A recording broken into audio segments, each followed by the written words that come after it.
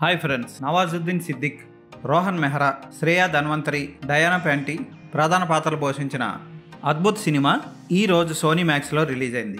ఈ సినిమా ఎలా ఉందో ఇప్పుడు చూద్దాం. ఆదిత్య రావత్ అనే ఒక డాక్టర్ శృతి రావత్ని పెళ్లి చేసుకుంటాడు. వాళ్ళిద్దరూ కొత్తగా ఒక ఇంట్లో దిగుతారు. ఆ ఇంట్లో వింత సంఘటనలు జరుగుతాయి. లైట్లు కొందామని లైట్ షాప్కి వెళ్తే అక్కడ షాండ్లియర్ కింద పడి ఆ లైట్లన్నీ కలిపి జీసస్ క్రైస్ట్ సిలువ ఏర్పడుతుంది. అలాగే ఇంట్లో వంట చేస్తున్నప్పుడు పక్కకి వెళ్తే మిక్సీలో జ్యూస్ గోడ మీదకి వెళ్ళి జీసస్ సింబల్ వస్తుంది. ఇలా విచిత్రంగా జరుగుతున్న సంఘటనలన్నీ తెలుసుకొని గజరాజ్ అవస్థి అనే ఒక ప్రైవేట్ డిటెక్టివ్కి ఆదిత్య రావత్ కేసును అప్పగిస్తాడు. అయితే గజరాజ్ అవస్థి ఆ కేసును సాల్వ్ చేస్తూ కొత్త విషయాలు కనుక్కుంటాడు. ఆ కొత్త విషయాలకి మేరీ మాథ్యూకి సంబంధం ఏంటి అన్నది తవ్వే కొద్దీ కొత్త కొత్త విషయాలు బయటకు వస్తూ ఉంటాయి. మనకి ఊహించని ట్విస్టులన్నీ వస్తూ ఉంటాయి. చివరికి అసలు ఏం జరిగింది, ఆ లైట్లు అవి ఆ ఇంట్లో దెయ్యం ఉందా లేదా, ఉంటే ఆ దెయ్యం ఎవరు అన్నది సినిమా చూసి తెలుసుకోవాలి. Nawazuddin Siddiqui hair styling, dress styling చాలా బాగుంటుంది. అతని అసిస్టెంట్ అతను కలిపి కేసుని సాల్వ్ చేసే విధానం చాలా బాగుంటుంది. ఇక శ్రేయా ధన్వంతరి ఉన్నంతలో 2-3 షాట్లు ఎక్స్పోజింగ్ చేయడానికి తప్ప పెద్దగా నటించింది ఏమీ లేదు.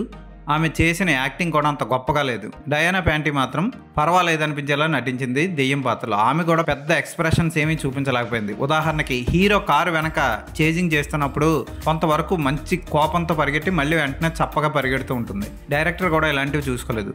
కానీ సినిమా ఫస్ట్ నుంచి లాస్ట్ వరకు ఇంట్రెస్టింగ్గా సాగుతుంది. క్లైమాక్స్కి వచ్చేసరికి అసలు విషయం తెలిసిన తర్వాత దర్శకుడు చకచక ముగించేశాడు. అక్కడ ఏం పెద్ద డ్రామా చేయలేకపోయాడు. క్లైమాక్స్లో ఎమోషనల్ కంటెంట్ని పెట్టడంలో దర్శకుడు ఫెయిల్ అయ్యాడనే చెప్పొచ్చు. నవాజుద్దీన్ సిద్దిక్ నటన ఈ చిత్రానికి హైలైట్.